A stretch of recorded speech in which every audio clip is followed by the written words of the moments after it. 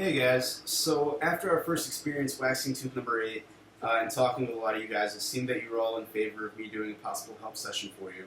But I thought this would be also a good idea in terms of talking about anatomical structures that you need to be aware of when waxing, especially what they look for when they're going to grade the teeth, and waxing techniques. I'm going to actually wax a tooth for you here right now, and how they're going to go about grading our teeth. So if we can get started. With these models that we have, these are really good models to practice our anatomy and to see exactly what each teeth has in terms of the important locations to see.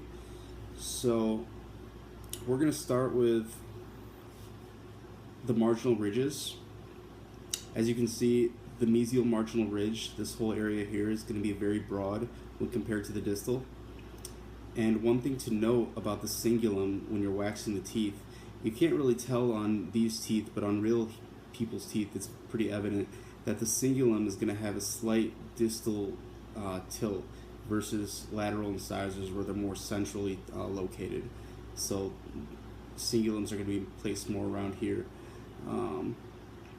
Also, for the front of the crowns, you should note that the central maxillary incisors are the largest anterior teeth of any other tooth in the mouth, and its incisal edges, the mesio-incisal angle or edge, is going to be almost at a 90-degree angle, whereas it goes to the lateral incisal angle, it's going to kind of fan out and be a little bit more curvatures. You want to note the embrasures here also, these V-shaped areas here at the right by the gingiva and right towards the incisal. And note that the embrasures are going to be bigger on the lingual aspect of the teeth. And also, when you're waxing up the teeth, keep in mind the shape of the entire crown itself, because you're going to notice that the crowns are going to be larger from incisal cervically than they are mesiodistally. So they're going to be a little bit longer, but in terms of all the other anterior teeth, the incisal cervical to mesiolingual proportions are the most similar in the central maxillary incisors. So we're going to go ahead and start waxing a tooth here. My articulator. So I saw a lot of people in lab, they were actually waxing the tooth with the whole articulator together and open like this.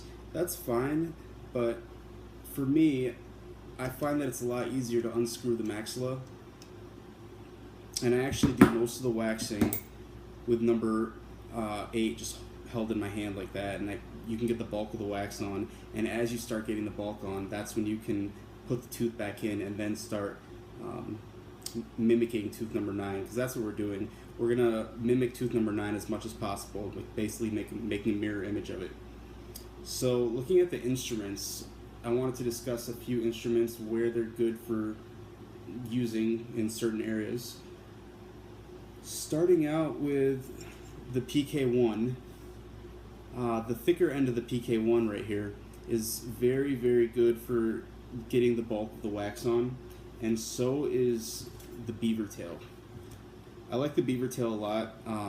If I just need to get a lot of wax on quickly, I heat up this area just enough to be able to spoon some wax out, and then I can put it directly over the tooth like that and kind of use the curvature of the spoon here to mimic the curvature of the tooth. This instrument is also really good for carving out the lingual fossa, because as you can see, it has kind of a V shape, and so does this point. So you can almost stick this in here and carve out this point and get a really nice lingual fossa, and also take the beaver tail and you'll be able to scrape it out a little bit too.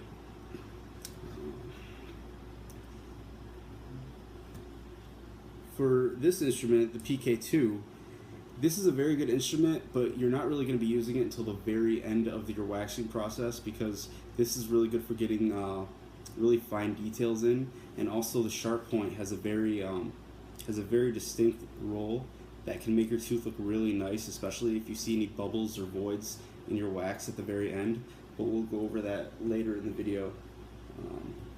As far as carving goes, this is the only carver I use. basically this is the only end of the carver that I use. This has its use, it has its uses, but you can do 99% of the carving with this side of the instrument. So I really like this one. One carver that I don't recommend using at this point is this one. Which one is this called again? The PK4. It can be a good instrument, but what I don't like about it, especially now that you're just learning to use the instruments, it's very, very sharp when compared to this carver, and there's a very good chance that you might slip with your hand and you can gouge the wax very easily. So in terms of just being careful and not wanting to mess up the tooth that you worked really hard to make, I would put this aside for now and just stick with this. Also, one thing I want to mention about the wax, I noticed that a lot of your wax, as well as mine, looks like this. It's all broken up and ripped up. One really good thing that you can do at the end of the lab session when you're cleaning up, like right before you start cleaning up, if you want to make your wax look nice, it's a lot easier to work with, not just for making it look nice, but taking the tongs for your articulating paper and being very, very, very careful, holding it over the flame until the wax melts, kind of tilt it around a little bit just to get all that wax to go over, and then set it down on your bench and let it dry for about 10 minutes. You can clean up while that's drying, and then by the time you're done cleaning up, it'll be nice and smooth just like this, and it's a lot easier to work with. So let's get started.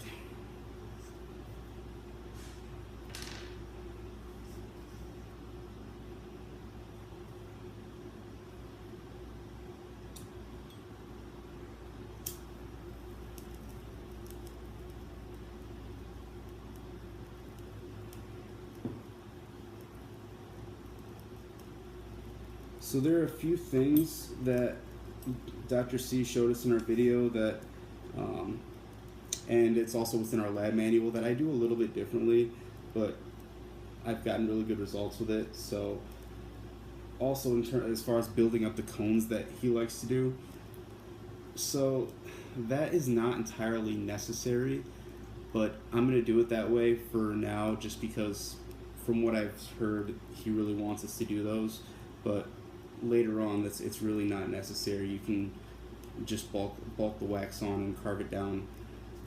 So one really important thing that you want to keep in mind when waxing is heat management, because you want the instrument just hot enough to be able to pick up a little bit of wax, and then you can put it back in the flame for a second and add it on. One thing that people do when they're first starting out with waxing is that they'll heat up the instrument way too much, so the second they put in their wax, it slides right through.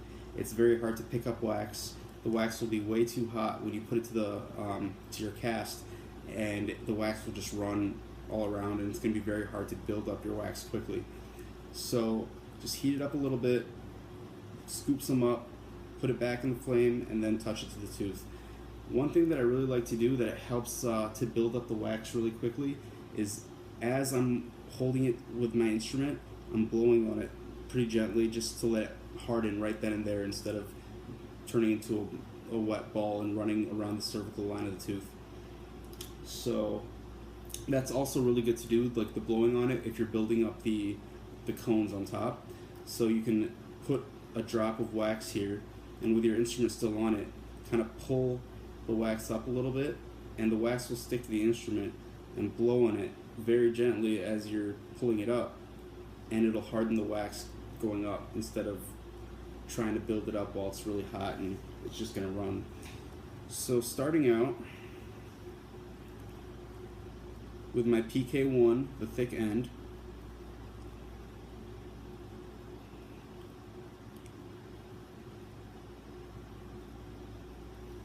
we're just going to go around the cervical line of the tooth. And I know a lot of people are used to being perfectionists. That's not something that's going to fly with this, because just worry about getting the wax on. I saw a lot of people asking how the wax looks just around their cervical line. I mean, it's natural that you want to ask that, but That's really not that important. Just get it around.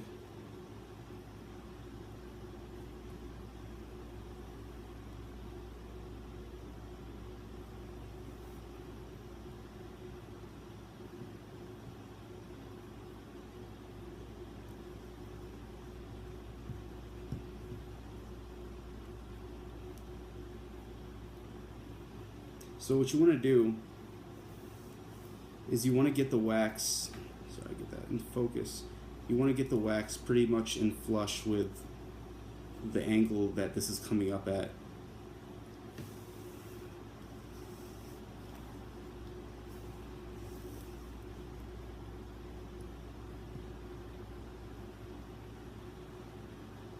And you don't need too much wax here, just a couple millimeters just to get it around, just to get started for something to build up on. I like to put a little bit extra wax in the back where the cingulum should be, just to start building the cingulum a little bit, but we'll get the details of the cingulum a little bit later.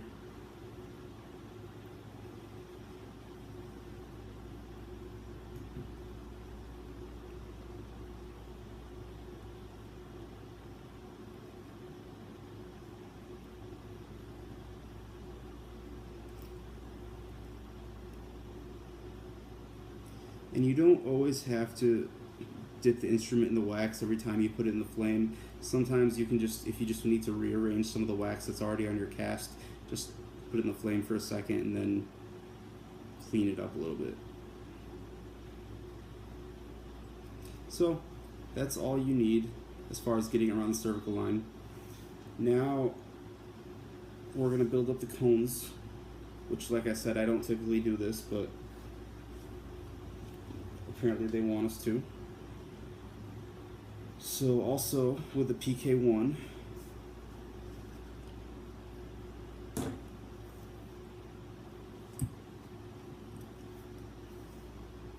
you can grab a generous amount of wax with this. Just heat up for 1 second and remember to blow in it as you're pulling it up. So you see, I just blew on that and it built up right away.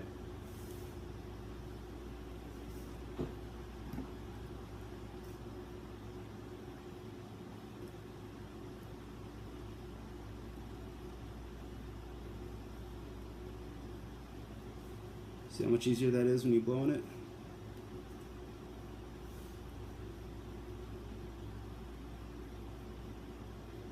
And just connecting it to the adjacent teeth. So in terms of height, you want the mesial incisal angle to be in line with the mesial incisal angle of number 9, and the lateral incisal angle is going to be in line with the medial incisal angle of number 7.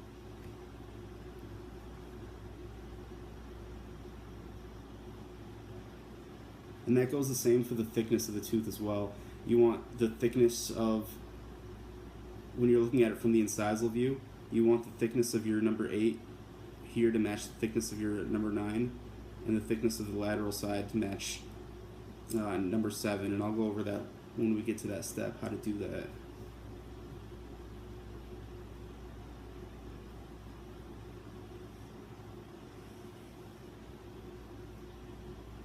And you probably noticed that I didn't use any dye lube on this,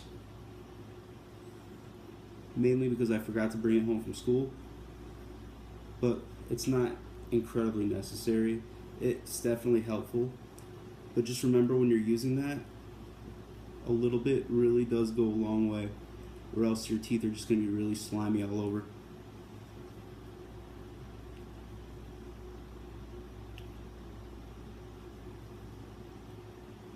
So now we got our cones built up.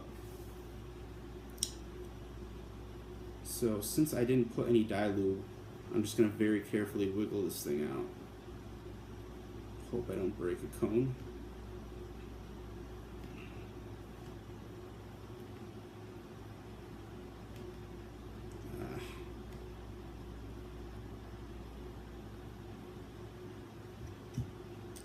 And I broke a cone a little bit, so we'll build that back up.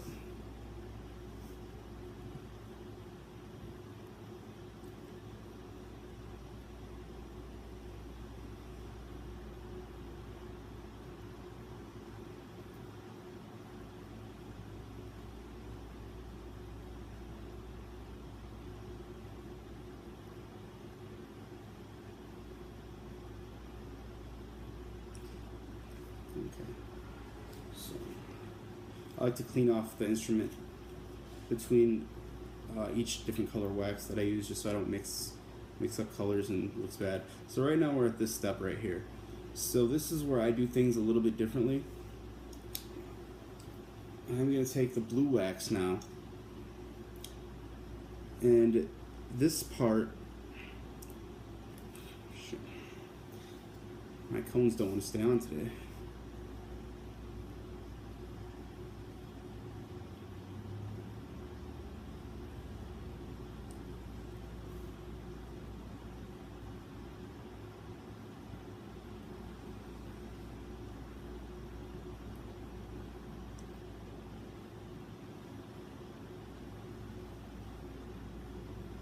That's a very good reason why I don't like the cones right there, because they're just difficult to work with. They're not going to do anything to really help you get a good tooth. You can still wax a very good tooth without using the cones. Okay.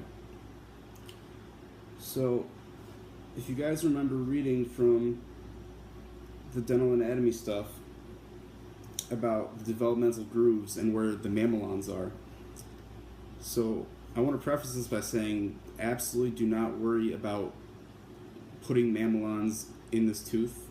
Mamelons, they show up when teeth are first emerging, and as you grow older, the mamelons will go away.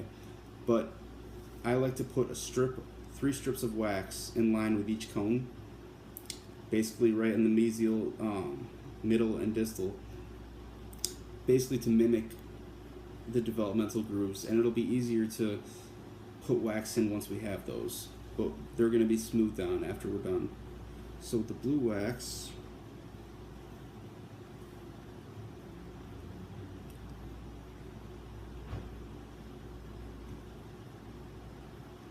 so we have our distal.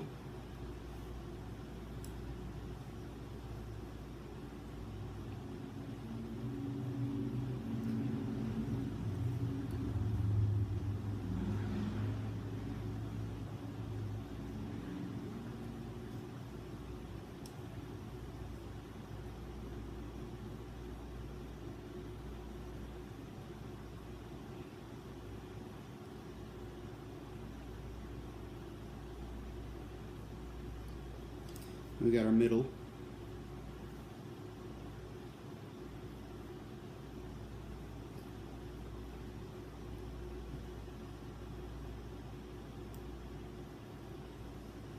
And mesial. So you can see that.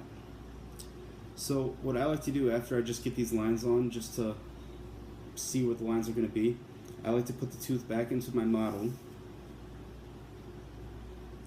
because I want these lines that I just created to be relatively the same thickness, the same height as my facial aspect of number 9, because like I said, we're going to mimic number 9. So I put this in here, and I just, looking at it from every aspect, holding it this way, curving it back towards you, just to compare the angles of the facial aspect. It's going to make it much easier when you have to actually smooth out the facial. I saw a lot of people's teeth, and they actually look pretty good for you guys first time, but a lot of people overbulked on the facial and underbulked on the lingual, and that's something that they will take points off for all day.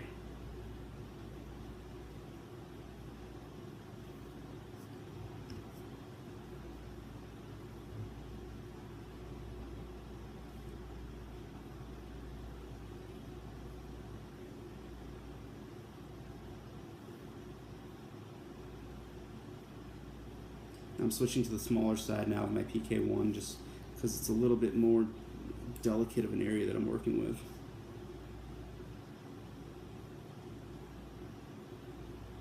And remember, just keep the instrument in the fire for just a second. Overheating is going to make the wax run, it's going to ruin the work that you've done, and it's going to take you 2-3 times as long to wax a tooth that will probably take you guys 20 minutes to wax by the time you're D2s.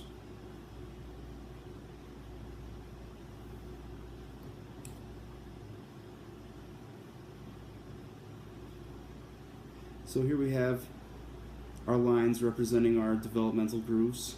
So these would each be a mamelon, basically.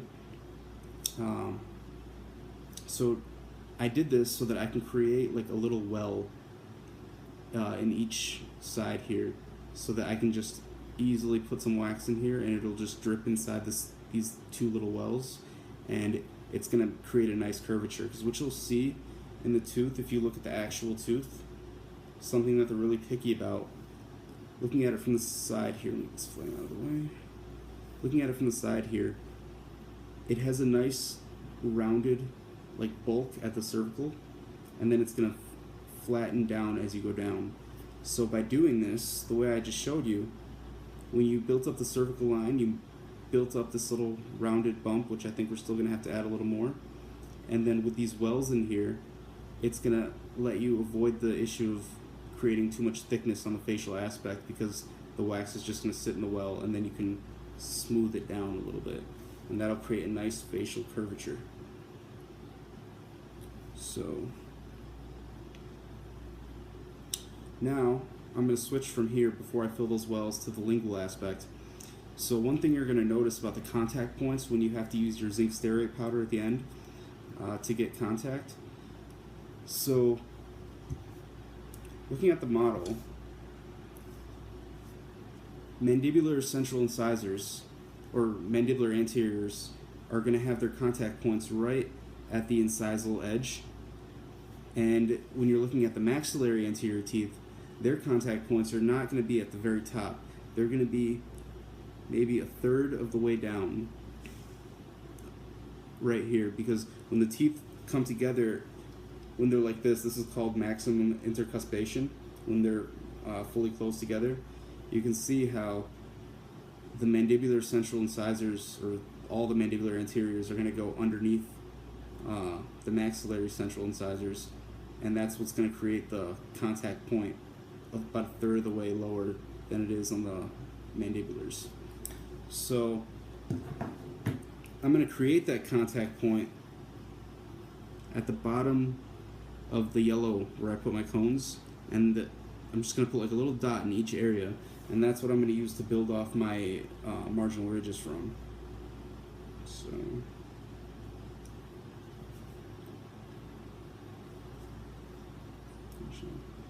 I'm back to the thicker end with the PK1.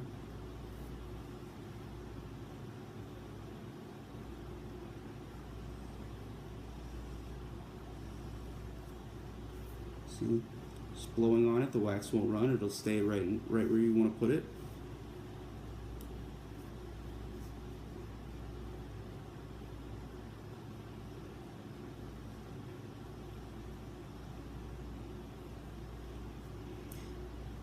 And I made the mesial bump right here, I made it a little bit thicker because the mesial marginal ridge is going to be a little bit more broad than the distal marginal ridge.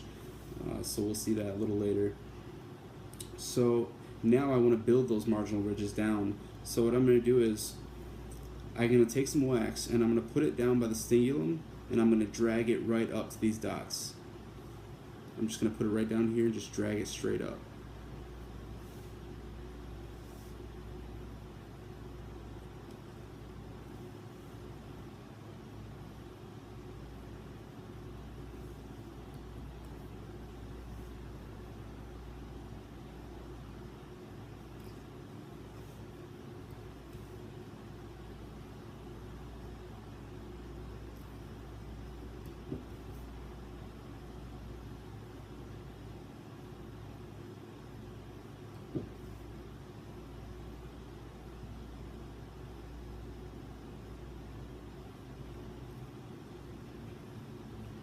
So now this is where I can start bulking on wax on the sides too.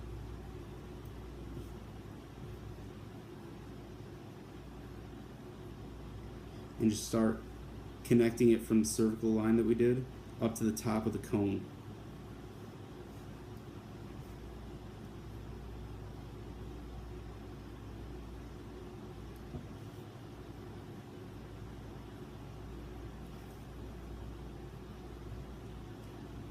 One thing I like to do when building up the proximal contacts, or when building up just the mesial and distal aspects of the teeth, I like to over bulk it a little bit because contact points are the number one most important grading criteria for this entire project.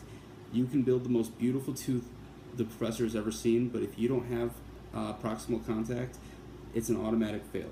So you need to be aware of that. And the way that they check for proximal contact is they're going to put the tooth in, and they're going to hold just the maxilla by itself up to your light. And if they see any light, more than a sliver of light shining through the mesial and distal aspects, that's open margin, and that's a fail. So be very aware of that. So I like to over bulk it a little bit, press it into the model, and then pull it back out. So then I'll be able to see indents on the sides, and that's where my proximal contacts are going to be.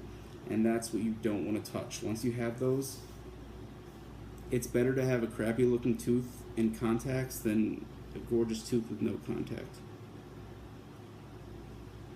And it's also important to note that not only do you need contact, but you need it in the right spot. So you'll notice when I put the reel number 8 back in, the proximal contacts from the most anterior are going to be more incisal, and as you go posterior in the arch, it's going to be more cervical towards the gingival margin. So between 8 and 9, you want your contact in the incisal third, not down here. You want this embrasure to show. So you want this up here. And note that on the lateral side, it's going to be in the junction between the middle and incisal third, right down here. And a good way that you can see that is to find the contact point between 9 and 10 and just kind of trace it around and make a mark. That's where your contact point should be. So that's where you know where to start building off from, and make sure to get these embrasures in, building up to the contact point. So let's go back to our waxing.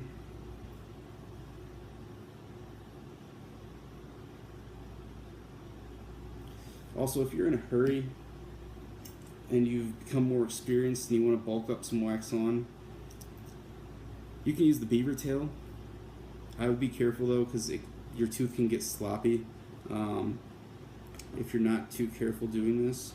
But scrape up some wax and heat it back up for a few seconds. So now it's liquidy, and then put the wax in. But I don't recommend doing this right now. Probably when you get more experienced using the instruments and getting a feel for how to hold them.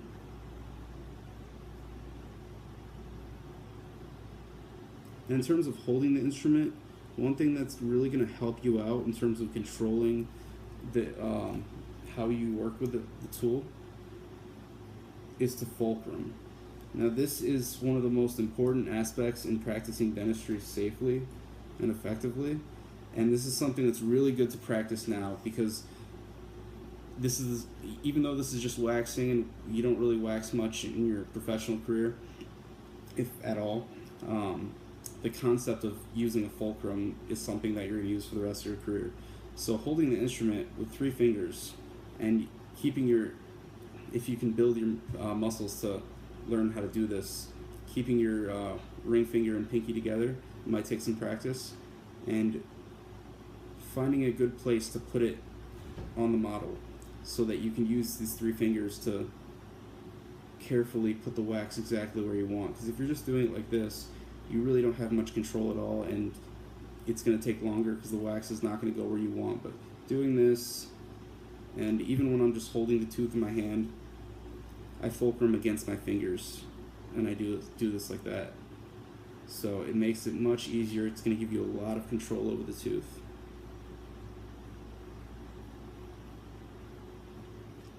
So now we're going to go back to the facial side, and we're going to fill those wells that we made earlier.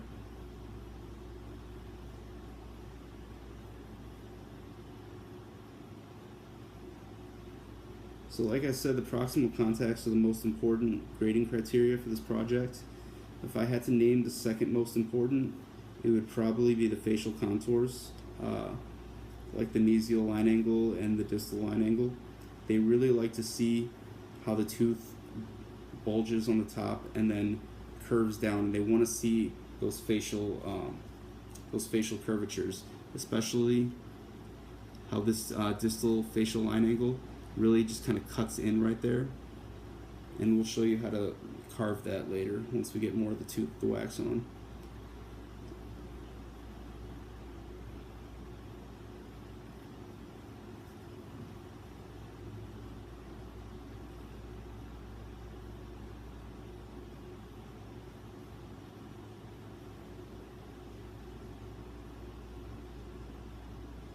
And as you can see, I'm not putting wax on the instrument every single time. I'm just heating up the instrument and using the wax that I already have, because that can lead to over bulking and unnecessary carving that you can avoid by just working with what's on the tooth.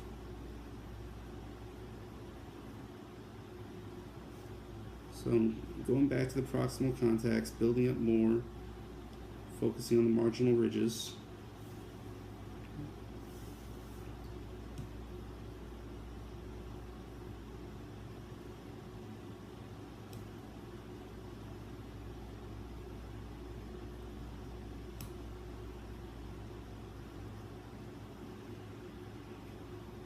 And I'm going to build the cervical line a little bit more on the facial aspect, just to get that curvature that we talked about.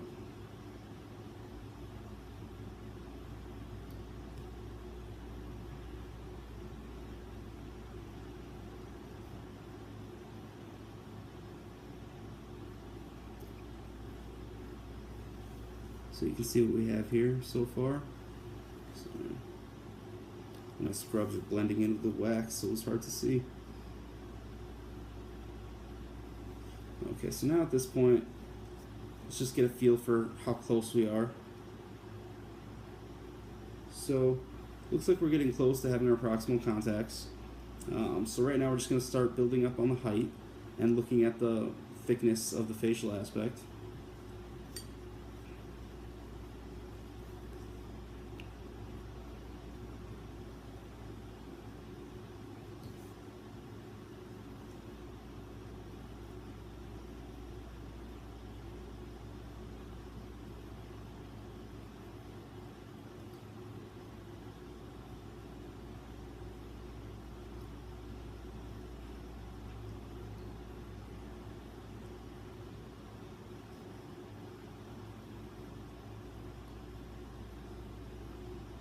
I like to build my incisal edge just like a millimeter or so higher than it should be, and I'll show you why in just a second.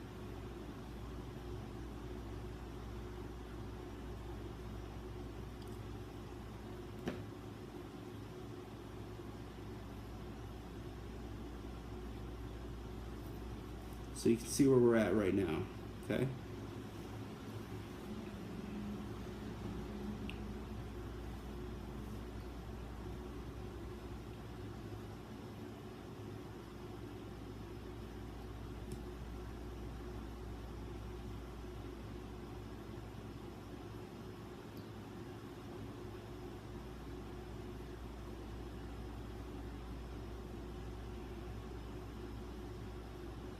One thing the PK1 is also really good for, the thicker end, when it's not hot and your wax is not soft, wait for your wax to harden up, cool your instrument down. You can take this instrument, and I like to hold the tooth in place like this, and you can scrape against the facial aspect of the tooth, and it'll smooth a lot of it out without taking hardly anything off. So that's a really good way to smooth things out.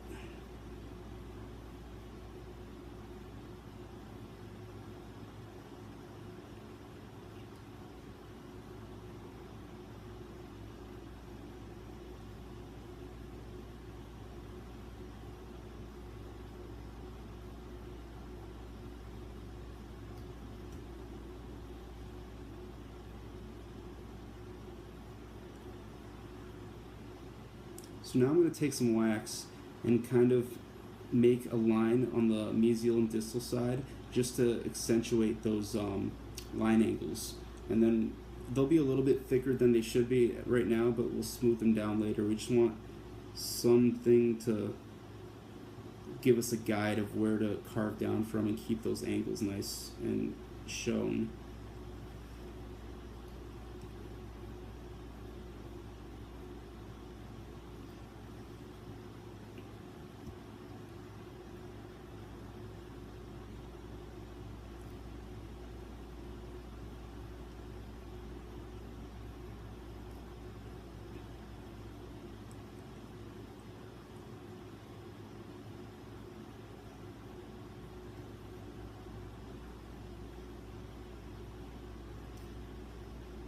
Now I'm still going to have some dead spots where I need more wax, but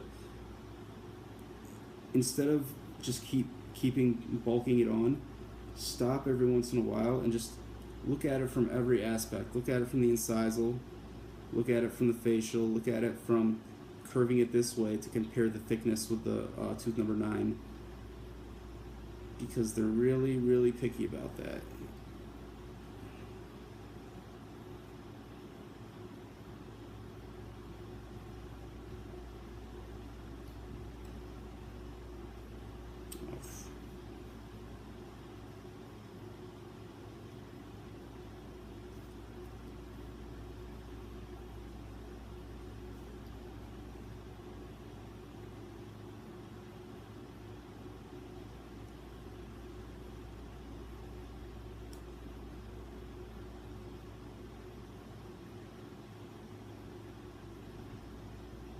As you can see, my finger is always keeping that fulcrum. So now my tooth is just a little bit higher than it should be.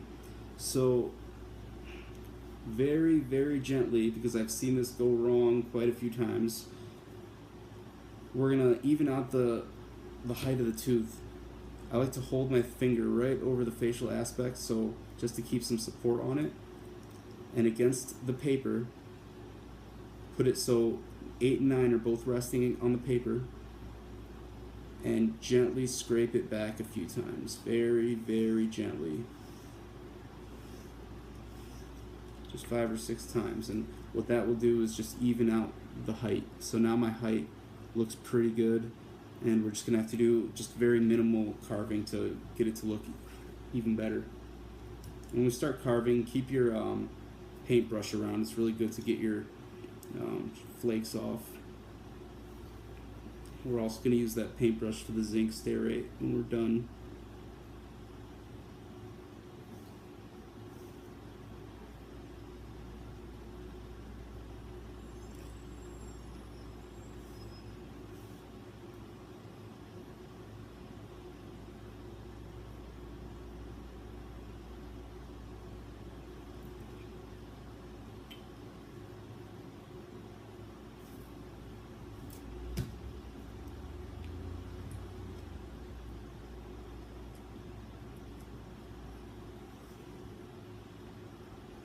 Clean off some of this wax that I spilled. So now looking at it from the facial, or for the incisal aspect, you're going to see on number 9, if you guys can see this, how it has a very distinct mesiofacial line angle. It's really bulged over here. It really has a big nice bulge on the distal as well. So you want to mimic that right here on the tooth, and then also here on the distal.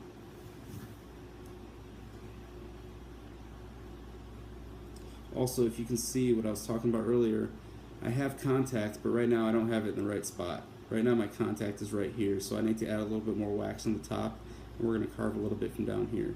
So I'm going to pull my tooth out.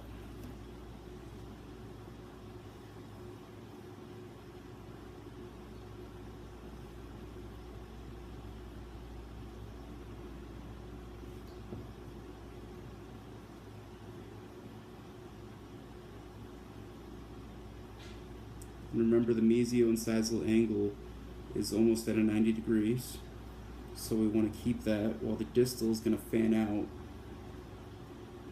so we don't want our angles to look the same.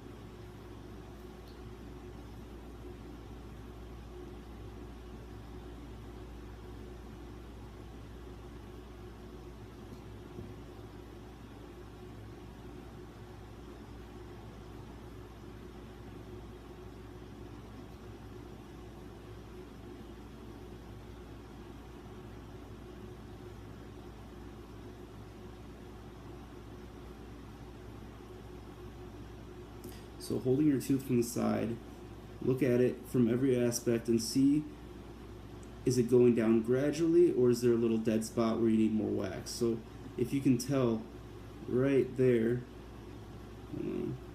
see it has like a little U shape right there. It's starting to go down nicely, but then has this little U shape, so that shows that this is a dead spot and I need more wax here. But just a little bit.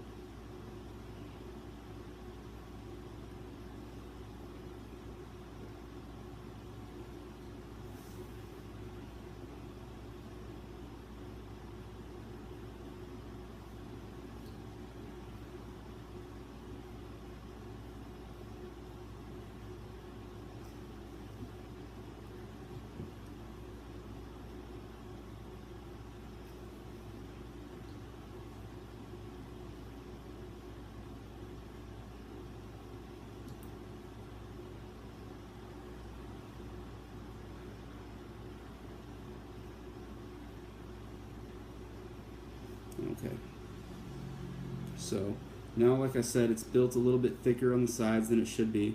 I'm just going to press it in gently and pull it back out. And if you guys can see, if it'll get into focus, those depressions that I talked about that are going to show up on the sides. So those are your contact points, and that's where you want to carve from. You don't want to touch those, or else you're going to lose contact. So you want to take note of how much wax you're adding to the facial so that you can avoid having to carve too much. When you start carving, I recommend putting the pin back in and also kind of holding it with your finger as you go. So, like I told you from the beginning, with a cold instrument, the thick end of the PK1 is really good for scraping and smoothing. So we're just going to hold it like this, and we're just going to go back and forth. Don't be afraid to kind of really dig in there. Now notice I'm just doing this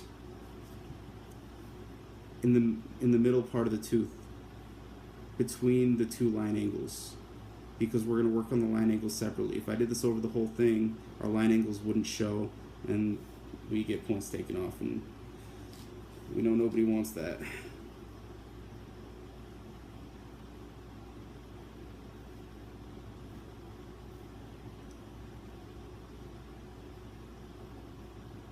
So don't scrape too much at first.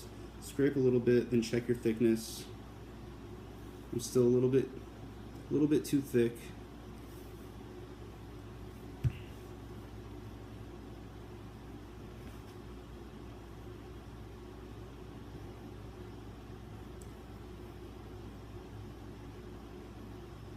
Okay, I got a decent amount of wax off, but at this point, something really good that you can do for the thickness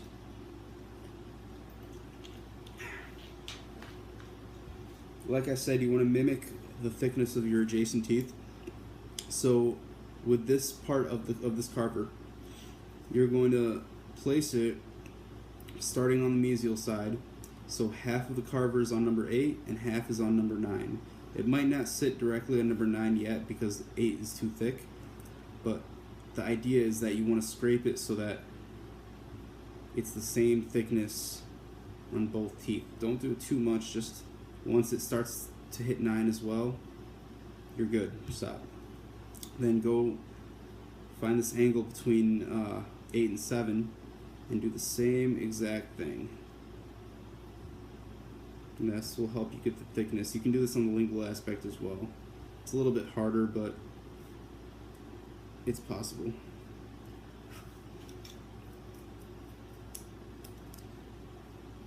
So now once you do that, it's going to be sticking up in the middle like a little pyramid shape in the middle because of what you just did. So just take the carver in the middle and even it out. Now notice when I'm scraping, I'm not starting all the way down at the cervical because I don't want to lose that bump that I created. I'm starting about a third of the way down and scraping down towards the incisal. And I'm doing it this way so that I can look directly down at the incisal while I'm scraping, so that I can mimic the thickness of the incisal edge of 9. I really want the same exact thickness to match.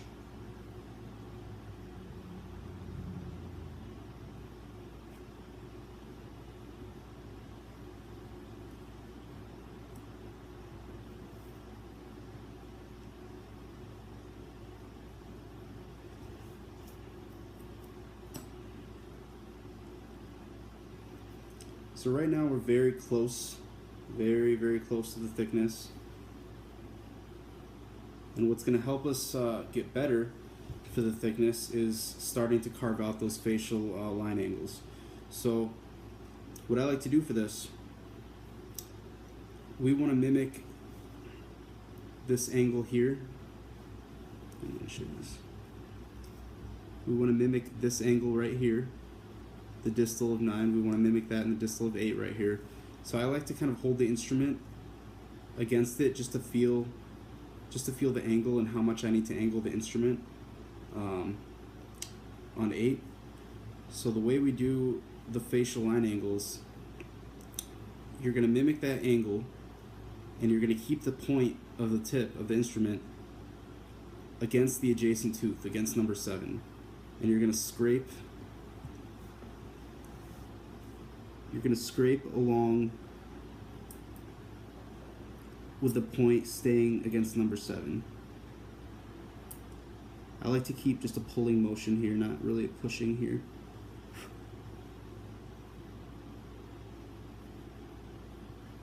And that's going to create that nice cut that you can see that number 9 shows right here.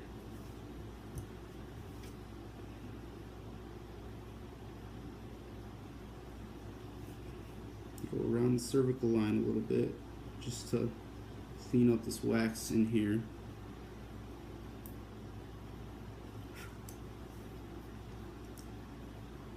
And then I'm going to do the same thing for the mesial. I'm going to hold it like this, and I'm going to look at it directly from the incisal, and I'm going to put my instrument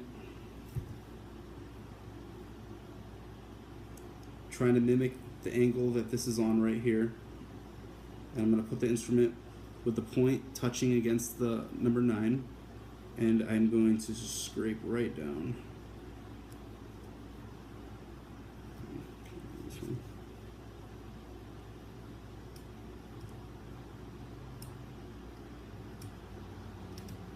And that'll help get our thickness a little better too, because once we scrape down those line angles, we can go back to scraping the facial aspect and really perfect our thickness.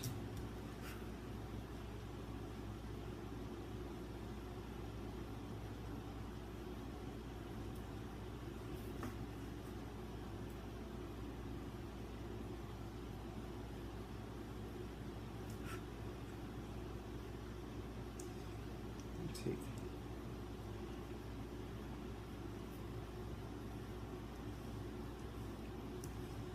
still just a hair too long, so I'm scraping this down again.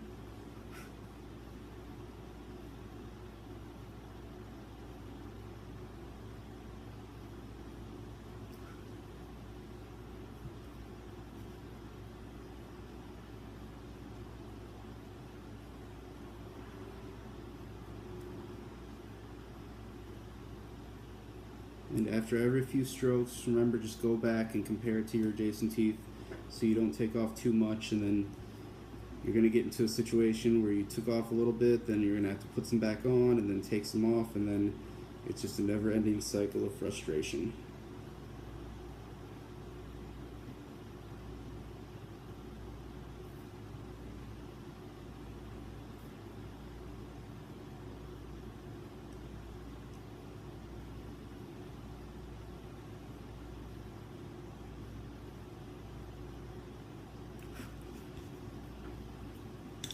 Now after scraping, I'm going to go back to the thick end of my PK1 and just do the same thing I did before.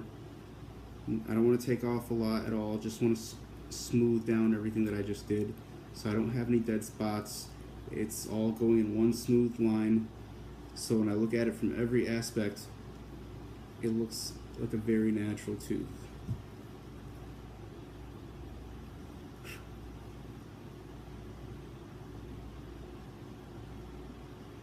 So right now we have a pretty good facial.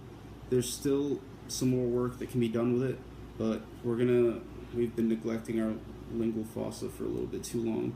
So we're gonna go work on our marginal ridges now for a little bit. So one thing I like to do, because we're mimicking tooth number 9, is to find the cingulum and kind of trace my instrument this way and make a mark exactly where your cingulum should be, so you know exactly how high to make it.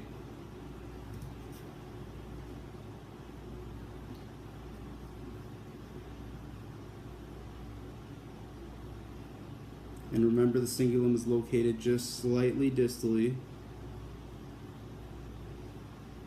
and your mesial marginal ridge is much more broad, so try to include that in there.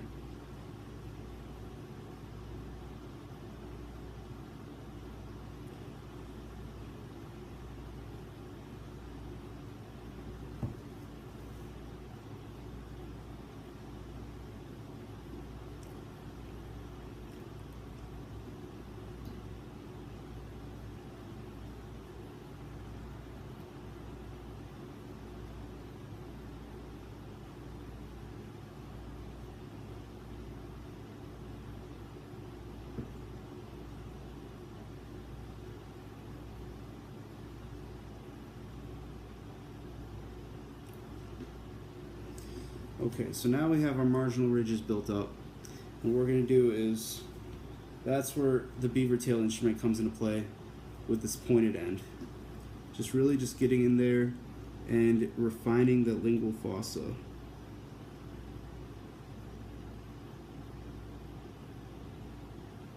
And this is not an instrument that you want to heat up when you're carving. Neither is this. You don't want to heat these instruments up.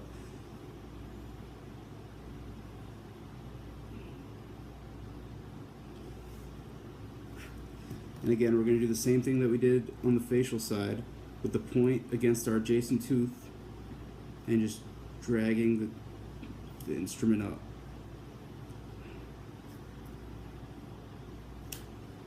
We're going to carve around our cingulum just to smooth this out.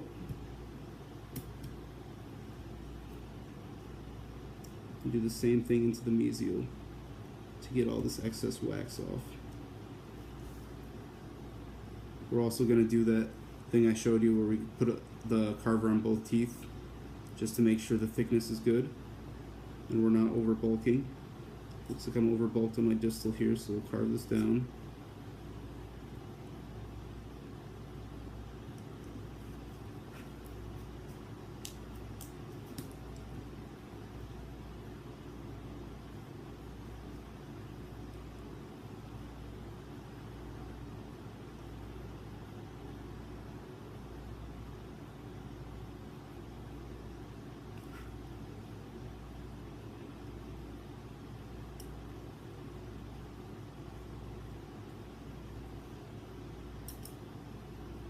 So now I'm just going around all the edges, just cleaning up, making sure my embrasures are visible while I still have contact.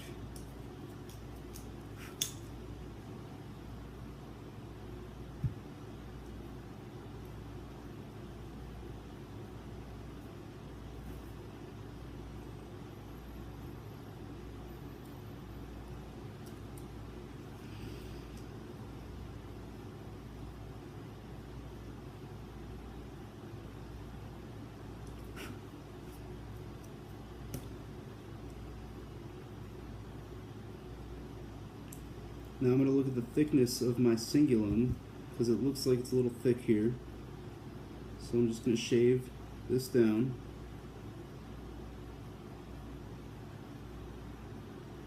Making sure to keep the mesial side, mesial marginal ridge nice and broad.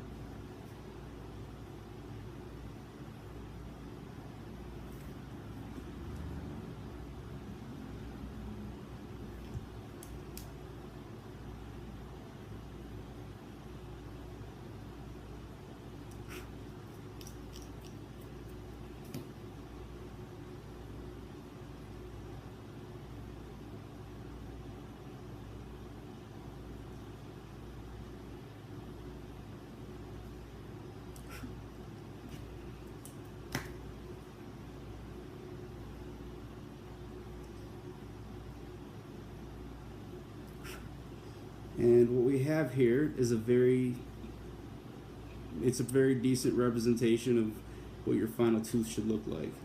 Now if you look at when I put it this way and I kind of curve it so I can see how the curvature compares to number 9, there shouldn't be too much excess bulk coming out of here. If you can see how I'm doing that. See right there, you can see a little bit of excess bulk. So I'm just gonna carve that just a hair.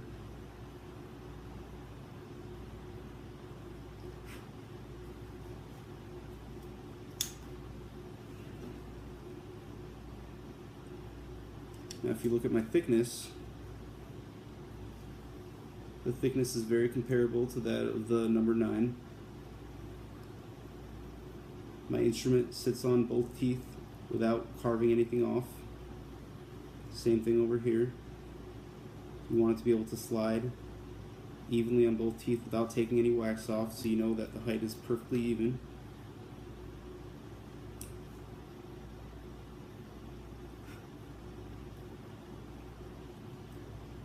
Now in terms of finishing the tooth, this is where our nylon comes into play. Yep, just normal tights, normal nylons. So we're going to take it on our finger like this and really just wipe the tooth down. And what this is going to do is going to clear out all the little imperfections without taking any wax actually off.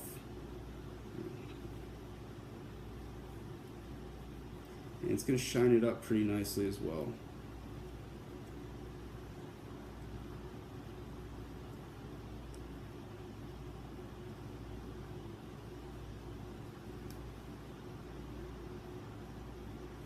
So here's my finished tooth.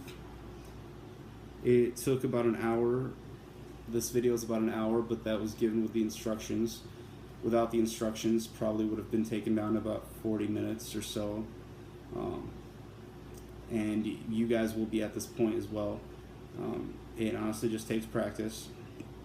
I noticed a lot of people getting frustrated, which is very understandable. I myself got very frustrated making these. We would spend 5 hours making a tooth that looked really terrible. But you'll really be surprised at how fast you get better at this without even realizing. So keep at it. Don't get frustrated now. You'll be fine, and you can always ask me questions if you have any or any questions about this video. So you can see that I have my contact at the incisal. I have it here, right here at the middle incisal to middle third. My embrasures are showing right here. You can see I have the line angles showing pretty clearly. And the nylon is just, it's perfect for smoothing everything out and making it look nice. One tip for our practical: if you find yourself with like 10 minutes left in the practical and it's still not where you need it to be, you're probably still going to get a few points taken off of this, but it's better than a fail. Make sure you have contact and make it look pretty. Shine it up. Worst comes to worst, do that, and you won't fail, but you'll get a few points taken off, but it's something to keep in mind. So we got a nice looking tooth, and I will be holding a help session in person if you guys still want one. So just contact me whenever. Alright, bye guys. Also, one quick thing about finding voids and bubbles in the tooth. This is where I told you that PK2 would come in handy, the sharp end. This is exactly where it comes in handy, and this is like one of the only times that I actually use this instrument. If you guys can see, it's kind of hard to see, right here, there's a little white spot, and that means it's a little bubble or a little void that's right under the wax, and that will, depending on how picky they are, get points taken off. So this is something you want to be very, very extra careful with. If you're doing this for the first time on your practical, that is a mistake. Try it for a few times on some junk teeth to make sure you know how to do this well. We're going to take the sharp end of our PK2, and we're going to heat it in the fire until it turns orange. So like I said, be very, very, very delicate with this, because this will go right through the tooth if you're not careful. So now it's nice and orange. Shake it off for a second and very, very gently touch where that void is. And it's going to melt the wax that's there and re-harden without the void underneath. So I would look around your entire tooth and check for any voids before you turn it in. And you can even do this just a touch in the back of the lingual fossa, and it will melt it and re-harden and kind of smooth out the lingual fossa and smooth out your marginal ridges too. And one thing you can do with the tooth, which also you have to be very careful with and practice on some junk teeth first, is right before you turn it in, you can very quickly, just for one quick second, run the tooth through the fire, and that will basically do the same thing what I'm doing with this instrument, but for the whole tooth, and it'll make it nice and smooth all over. So just kind of smooth it over with my finger.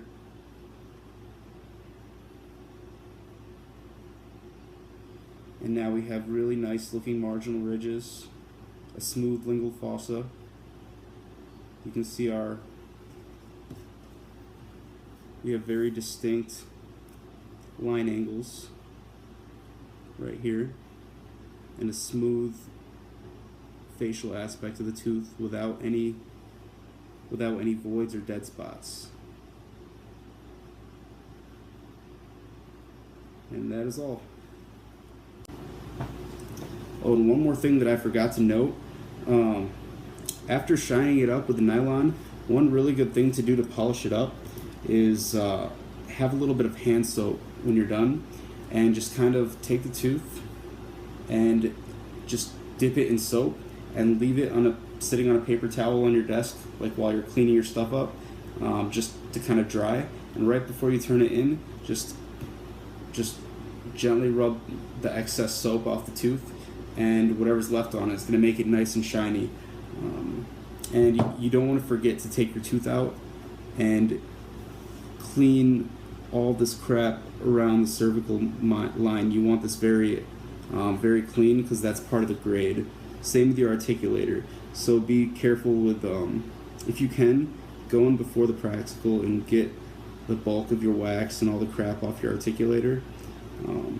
So you barely have anything to clean at the end of your practical, and you have more time to make sure your tooth is good. And one good thing to clean your articulator with, and also your models, but not your tooth. If you guys saw on our bench of supplies, there's a bottle of orange oil. A little bit of that stuff goes a really long way. Just put a very little bit on a paper towel, and what that does is dissolve the wax. So you can use it to clean off your whole articulator with all the excess wax around your model, a couple alcohol pads, but also no alcohol in your tooth, because that will shrink the wax, it will dry it out. And I know our directions said that we had to cover the whole tooth in green, but come on, we go to Michigan, go blue.